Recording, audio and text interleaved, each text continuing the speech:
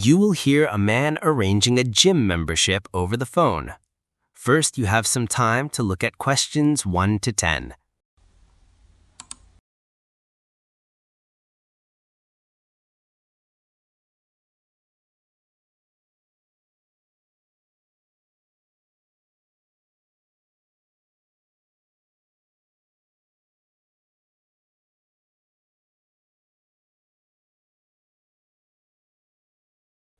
Now listen carefully and answer questions 1 to 10. Good morning, Titan Fitness Center. How can I help you? Hi, I'd like to join your gym. Could I ask about the membership options? Of course. But before we go further, can I take your name? Sure, it's Jordan. That's Jordan. Thank you, Jordan. And your surname? It's Lee, spelled Lee. Perfect. Now, in terms of membership, we have two main packages, standard and premium. The standard package includes access to the gym equipment and swimming pool. The premium package also includes free group classes like yoga and spin. The standard should be fine for me. How much is it? For a full month, it's £38. If you prefer a 3-month plan, it's £105. I'll go with the 3-month plan then. Great. Would you like to start this month? Yes, please. I'd like to begin from the 15th of July. Okay, I'll make a note of that. Do you want to add an induction session with one of our trainers? It's a 1-hour appointment where they show you how to use the machines safely. Yes, that sounds useful. How much is it? £10. Fine, I'll book that too. Before you hear the rest of the conversation, you have some time to look at questions 7 to 10.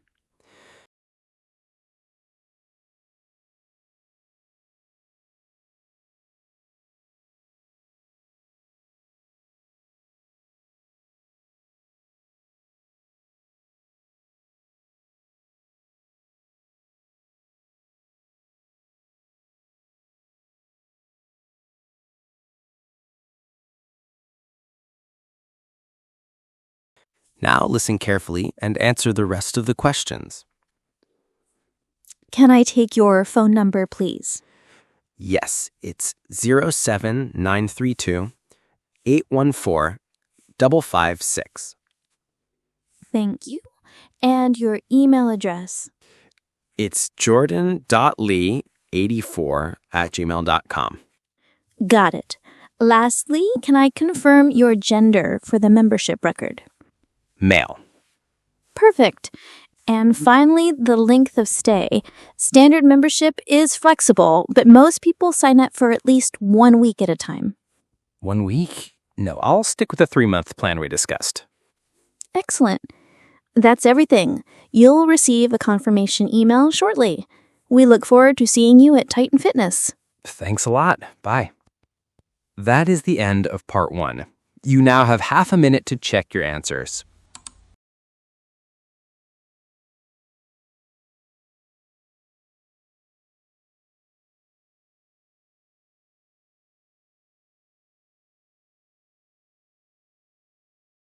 You will hear a woman giving information to new students at a university. First, you have some time to look at questions 11 to 20.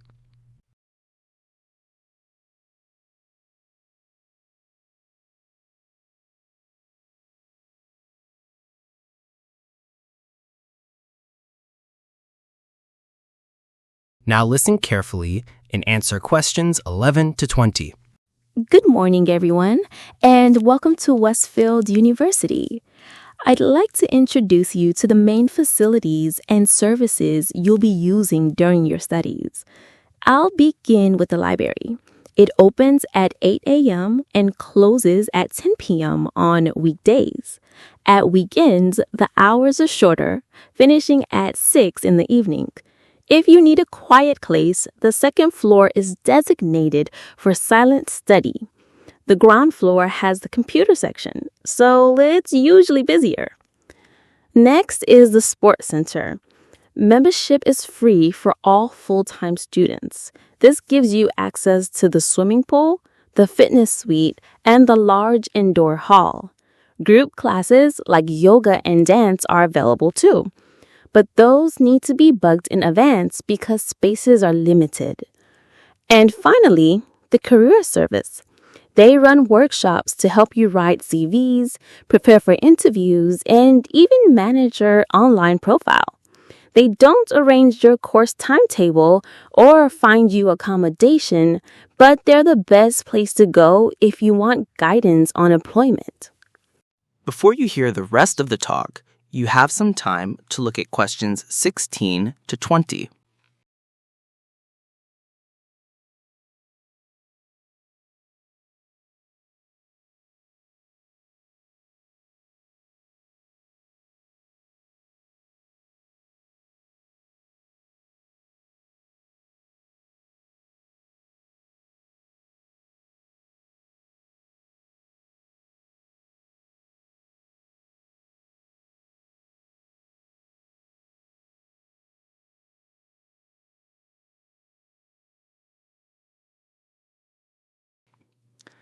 Now listen carefully and answer the rest of the questions. Now, I'd like to highlight some optional opportunities. One of the most popular is the Student Volunteer Program. Many of you may think it involves fundraising or collecting donations for charities. But actually, we don't do that. Instead, students often tutor children from local schools, helping them with their homework. Others assist at community festivals and events, supporting the local area. Some students once suggested volunteering for campus security, but that's not really appropriate. Nor do we offer business placements as part of volunteering. That comes under internships, not community work. Clubs and societies are another great way to get involved. We currently have more than 60. Among the most active are the Drama Society, which puts on seminal performances each year, and the Debating Club, which competes nationally. We also have a very popular film society that screens both classics and new releases. Some students ask about photography or music societies. Those were considered, but they haven't been set up yet. So at present, they're not available. Lastly, a quick word about safety. Campus security operates 24 hours. Their number is printed on your student card, so you can call in case of emergencies. You may have noticed there are cameras around most of the buildings, but the main service we emphasize is the night escort. If you're walking back to your residence late in the evening, security staff can accompany you. We don't yet provide bike storage or first aid classes, though these may be introduced in the future. That's all for now. I hope you take advantage of these facilities, and I wish you every success in your studies here. That is the end of part 2. You now have half a minute to check your answers.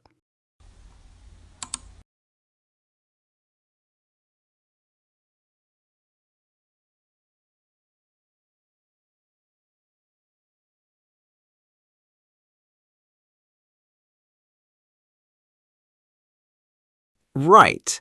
Emma and Daniel, I'd like to hear how your project is coming along. Let's start from the beginning. How did you decide on your topic? Well, we talked about quite a few possibilities. At first, I thought we should do something connected to business management because there's so much written about it. That would have made the research easier. Yes, but in the end, we wanted something a little fresher. I remember we briefly considered what you suggested in class, but we weren't sure it would really hold our interest. Exactly. Then, after seeing a news feature on social media use among teenagers, we thought, why not explore digital behavior in young people? It seemed relevant, and there was a lot of up-to-date material around. Good choice. So, once you had the topic, how did you divide the work? That was trickier. We thought about just splitting it down the middle. Emma doing the research, me writing it up. But that didn't seem very balanced. Yes, because gathering the data took much longer than expected. Some tasks, like designing the questionnaire, were time consuming, while others, like compiling statistics, could be done faster. We had to negotiate a fair balance. And honestly, at first, I preferred doing the interviews, while Emma wanted to focus on analysis. But eventually, we both had to do a bit of everything. That's quite common. Now, tell me, how involved was I in the process? Well, you didn't correct every draft, but you definitely pointed us in the right direction. I remember you suggested some academic journals we hadn't even heard of, and you encouraged us to narrow the focus. At first, we tried to cover too much ground, so your advice really helped us sharpen our approach. Before you hear the rest of the conversation, you have some time to look at questions 26 to 30.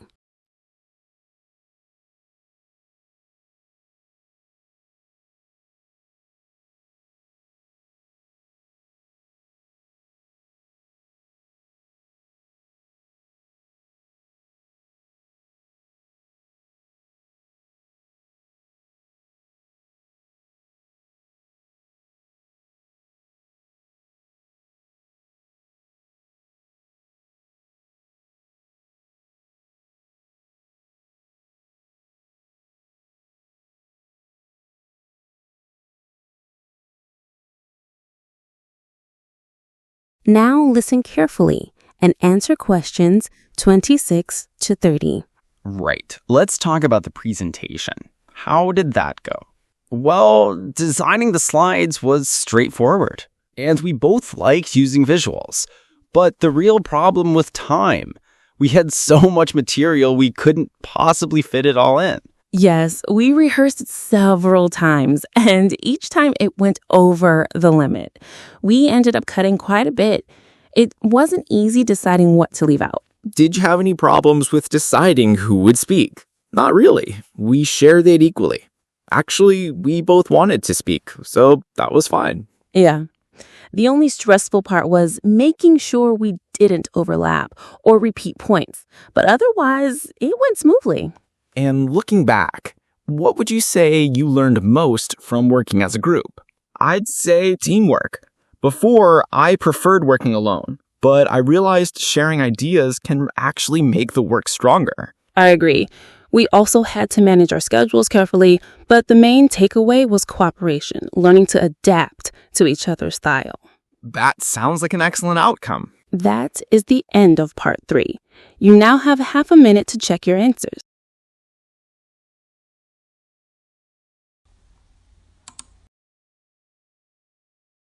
You will hear a lecture about the history and effects of volcanic eruptions. First, you have some time to look at questions 31 to 40.